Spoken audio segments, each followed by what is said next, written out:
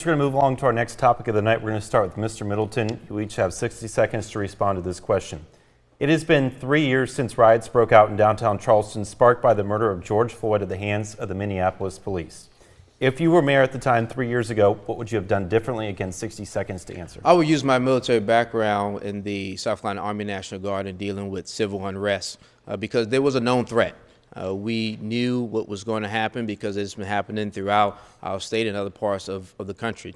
So people could peacefully protest, no issue with that, but I would have cut off access points to better control where they're coming and where they could peacefully protest. I think it was a mistake to have a stand-down order. I think it was a mistake not to be actively engaged as it relates to talking to the citizens, especially the business owners and those that took up arms to protect themselves, their family, and their property. So as mayor of the city of Charleston, I would have acted on the intelligence, and I would not have needed a lesson learned in order to create a problem that was approaching. By doing that, I believe we would have been better prepared to have what happened. Even though no one died, I think we can have a better standard than that.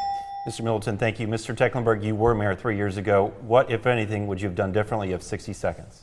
Charleston was not exempt from a national phenomena in reaction to the terrible murder of George Floyd. I stood by Chief Luther Reynolds and our brave first responders that night, both fire and police. And yes, Chief Reynolds was in touch with the FBI and the SLED, and he had all available intelligence. And his central strategy was to protect life. And at the end of the night, God blessed us that no life was lost and no one was even hospitalized. Were lessons learned? Yes, lessons were learned. And we've responded better every time since then there's ever been any gathering in the city of Charleston. But I can tell you here tonight, there was no stand-down order issued that night by Police Reynolds or by this mayor. And I stood by our police officers and firefighters while they bravely protected our city. Mr. Tecklenburg, thank you. Mr. Shea, the same question to you. What, if anything, would you have done differently 3 years ago? Well, obviously, we were caught a little flat-footed that particular night. And what you have to have is an understanding that Charleston is now a target when it comes to protesting. Even though things happen outside our area and outside our geographic location, we have to understand that people are going to protest in Charleston for whatever reason that may occur. We obviously did not have the information that we needed. And while it's true that we did rely on the FBI and SLED, the best information that you can get is street information, and the best folks who can give you street information are our local police officers. They know what's going on the street better than any other law enforcement agency. And while the FBI may have good information and while SLED may have good information, boots on the ground is what you have to rely on to give you that level of information. So we could have done a better job of gathering that street level information. I did meet with a lot of business owners after this riot, and we did learn a lot of lessons, and we can move forward and do a whole lot better next time. Hopefully that just never ever happens again. Thank you, Mr. Shade. Ms. Gadsden, same question to you.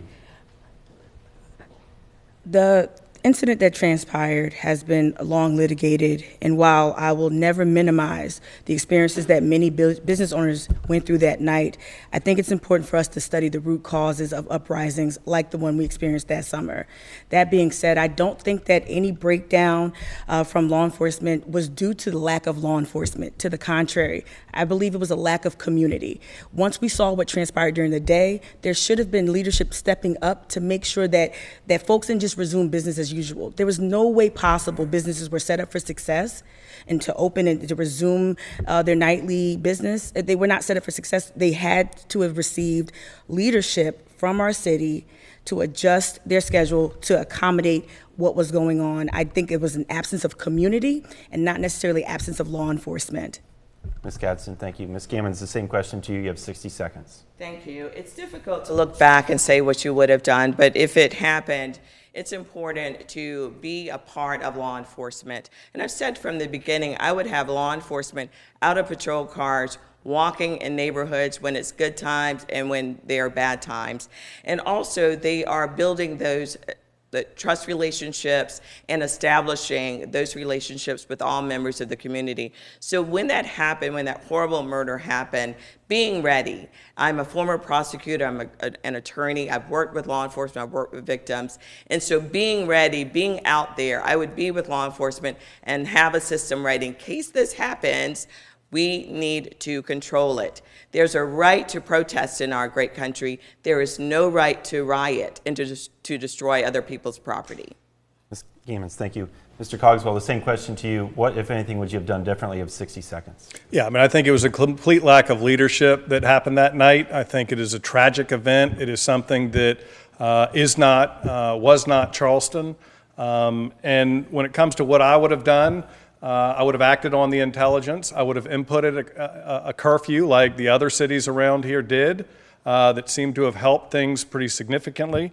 I would have stopped the looting when it first started during daylight hours because the first incidents occurred when protesters were on Market Street. So, you know, it's frustrating what happened, but most importantly, the next day, I would have accepted responsibility. That's what the mayor's job is. The mayor's job, and when tragedies like that happen, is to accept responsibility.